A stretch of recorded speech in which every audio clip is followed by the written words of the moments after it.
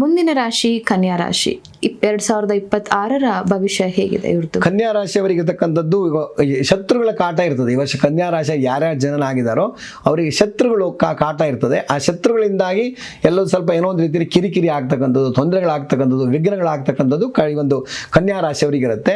ಯಾವುದೇ ಒಂದು ಕೆಲಸವನ್ನು ಮಾಡಬೇಕಾದ್ರೆ ಕುಟುಂಬದಲ್ಲಿ ಅಥವಾ ಮನೆಯಲ್ಲಿ ಎಲ್ಲದಕ್ಕೂ ವಿಚಾರ ಮಾಡಿಕೊಂಡು ಮುಂದೆ ಹೋದಲ್ಲಿ ಖಂಡಿತವಾಗಿ ಒಳ್ಳೇದು ಬರುತ್ತೆ. ಆದರೆ ಯಾವುದೇ ಒಂದು ಸಹೋದ್ಯೋಗಿಗಳ ಜೊತೆಗೆ ಆದಷ್ಟು ಗೌಪ್ಯತೆಯನ್ನು ಕಾಪಾಡೋದ್ರಿಂದ ಒಳ್ಳೇದಾಗ್ತಕ್ಕಂಥದ್ದು ಈ ಒಂದು ಕನ್ಯಾ ರಾಶಿಯವರಿಗೆ ಇರ್ತಕ್ಕಂಥದ್ದು ಆಗಿರುತ್ತೆ. ಕನ್ಯಾ ರಾಶಿಯವರ ಆರ್ಥಿಕ ಭವಿಷ್ಯ ಹೇಗಿದೆ ಗುರುಜಿ? ಆರ್ಥಿಕವಾಗಿ ಚೆನ್ನಾಗಿ ಅಭಿವೃದ್ಧಿ ಆಗುತ್ತೆ. ಅದಾದ ಹಂತದಲ್ಲಿ ಮಧ್ಯದಲ್ಲಿ ಒಂದು ಸಾಮಾನ್ಯವಾಗಿ ಮೇ ಜೂನ್ ನಂತರದಲ್ಲಿ ಎಲ್ಲ ರೀತಿಯಲ್ಲಿ ಚೆನ್ನಾಗಿ ಆಗ್ತಕ್ಕಂಥದ್ದಾಗತ್ತೆ. ಆರ್ಥಿಕವಾಗಿ ಅಭಿವೃದ್ಧಿ ಆಗ್ತಕ್ಕಂಥದ್ದಾಗತ್ತೆ.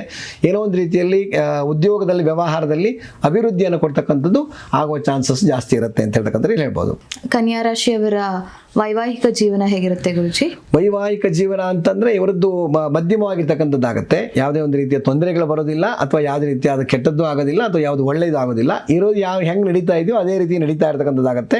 ಅದಾದ ನಂತರ ಯಾವುದೇ ಒಂದು ಕೌಟುಂಬಿಕವಾಗಿರ್ತಕ್ಕಂಥ ವೈವಾಹಿಕವಾಗಿದ್ದ ಡಿಸಿಷನ್ ತಗೊಳ್ಬೇಕಾದ ತೀರ್ಮಾನ ತೆಗೆದುಕೊಳ್ಬೇಕು 10 ಸರ್ತಿ ಯೋಚನೆ ಮಾಡೋದು ಒಳ್ಳೇದು ಅಂತ ಹೇಳ್ತೀನಿ. ಯಾಕೆಂದರೆ ಇವತ್ತು ನನಗೆ ಆಗತ್ತೆ, ಎಲ್ಲ ರೀತಿಯಲ್ಲಿ ಆಗ್ಬೋದು, ನಾನು ಮಾಡಬಲ್ಲೆ ಅಂತ ಹೇಳ್ತಕ್ಕಂಥ ರೀತಿಯಲ್ಲಿ ಏನಾದ್ರು ಓವರ್ ಕಾನ್ಫಿಡೆಂಟಲ್ಲಿ ಹೋದರೆ ಖಂಡಿತವಾಗಿ ಏನೋ ಒಂದು ರೀತಿಯಲ್ಲಿ ವರ್ಷದ ಕೊನೆಯಲ್ಲಿ ಸಾಮಾನ್ಯವಾಗಿ ಬರೋ ವರ್ಷ ಒಂದು ನವೆಂಬರ್ ಡಿಸೆಂಬರಲ್ಲಿ ಅವರಿಗೆ ಅಪವಾದಗಳು ಬರ್ತಕ್ಕಂಥದ್ದು, ಯಾವುದೋ ಒಂದು ಅಪವಾದ ಅವ್ರು ಮಾಡದೇ ಇರೋ ತಪ್ಪಿಗಾಗಿರ್ಬೋದು, ಮಾಡಿರೋ ತಪ್ಪಿಗಾಗಿರ್ಬೋದು, ಅಪವಾದಗಳು ಬರ್ತಕ್ಕಂಥದ್ದಾಗುತ್ತೆ.